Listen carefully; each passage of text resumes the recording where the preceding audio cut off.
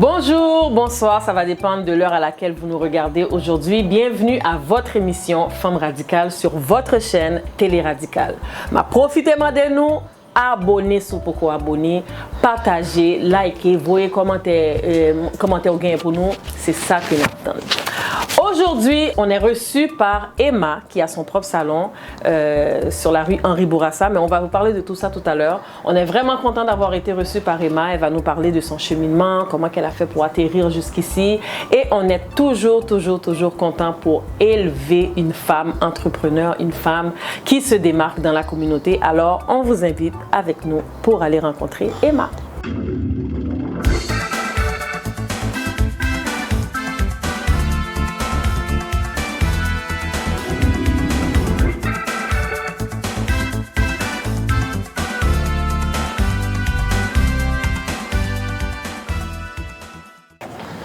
Allô Emma! Salut ma belle! Comment ça va? Je vais bien et toi? Écoute, on est vraiment content d'être reçu par toi aujourd'hui. On est vraiment content, on est vraiment fiers. On a envie de savoir comment s'est passé ton cheminement. Parle-nous un petit peu de ton salon et on invite les gens vraiment à venir te voir, les services que tu vas donner. Mais de toute façon, elle va nous dire tout ce qu'elle fait à son salon. Donc, on est vraiment content d'être reçu par toi.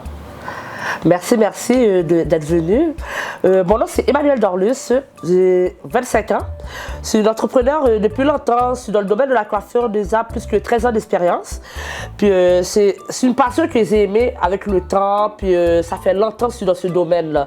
Puis j'adore extrêmement ça. Donc, comme tu as dit dans ton intro tout à l'heure, c'est une passion que tu as depuis très longtemps, la coiffure et tout. Comment t'es venue l'idée de partir en business, d'avoir ton salon ou d'avoir ton espace à toi?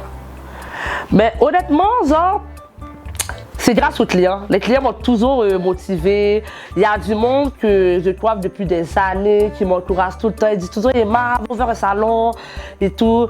Fait qu'à force que tu as des clients qui sont fidèles, puis qui te motivent tout le temps, tu finis par faire le pas.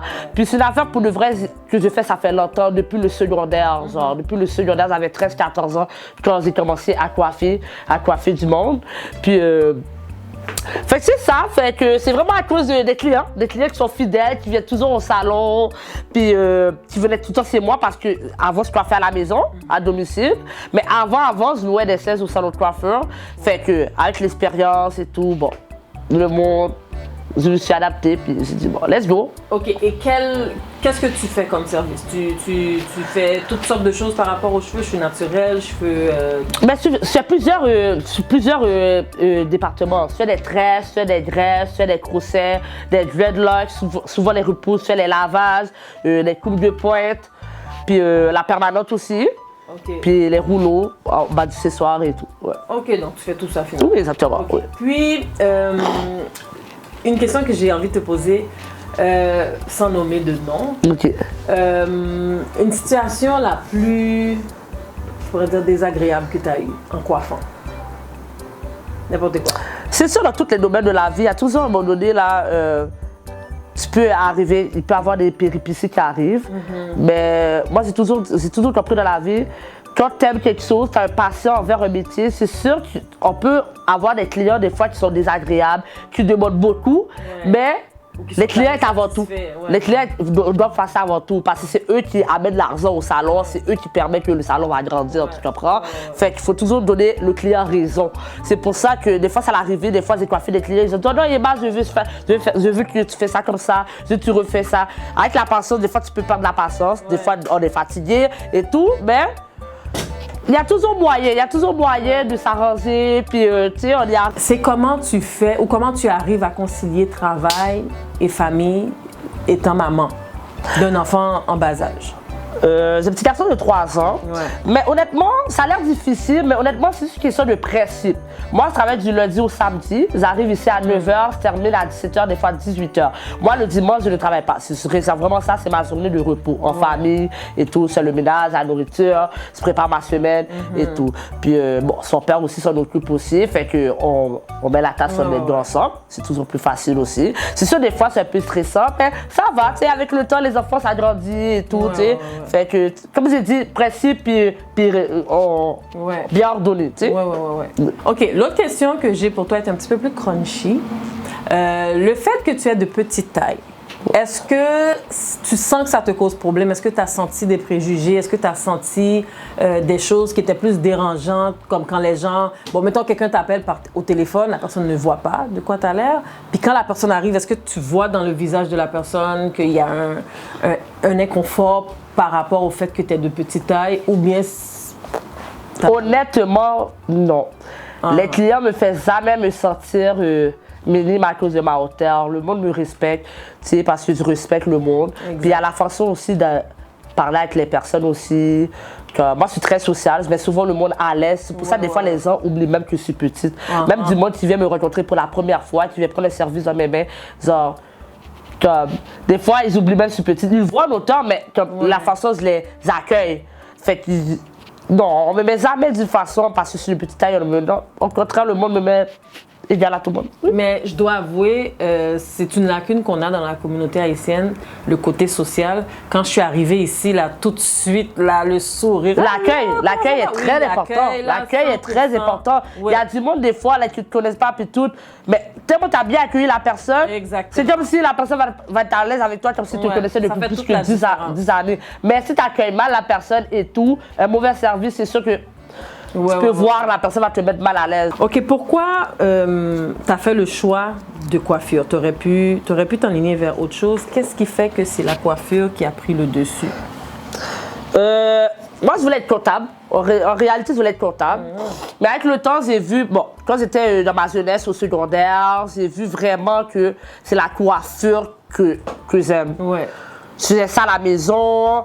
Quand j'étais au secondaire, j'habitais chez mon père. Mon père me laissait coiffer, ma mère me laissait coiffer à la maison. Fait que ça faisait que j'ai pris goût à ça, j'ai aimé ça. Puis j'ai dit, bon, je pense que je vais faire ma carrière là-dedans, dans le domaine de la coiffure. Mais je ne peux pas arriver quand je voulais arriver dans la coiffure. J'ai beaucoup de travail à faire encore. Puis c'est ça.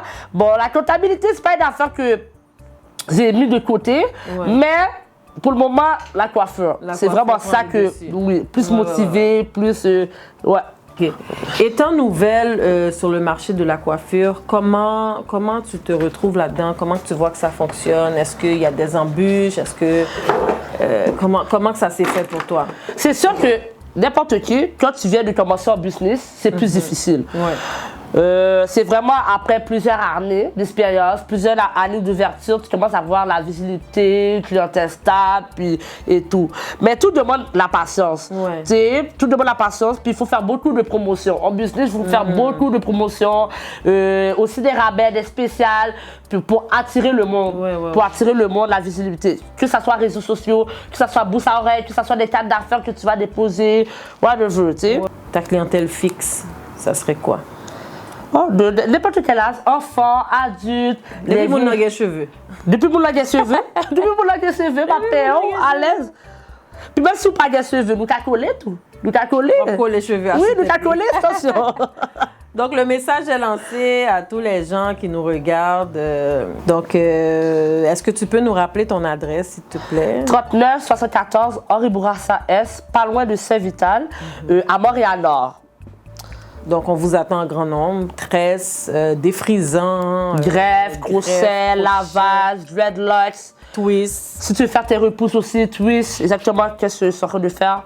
Puis, c'est ça, pas mal. Par rapport à tes prix, est-ce que tes prix sont fixes ou bien, j'imagine, ça va dépendre du nombre de temps que tu passes avec un client ou comment que ça fonctionne, tes prix?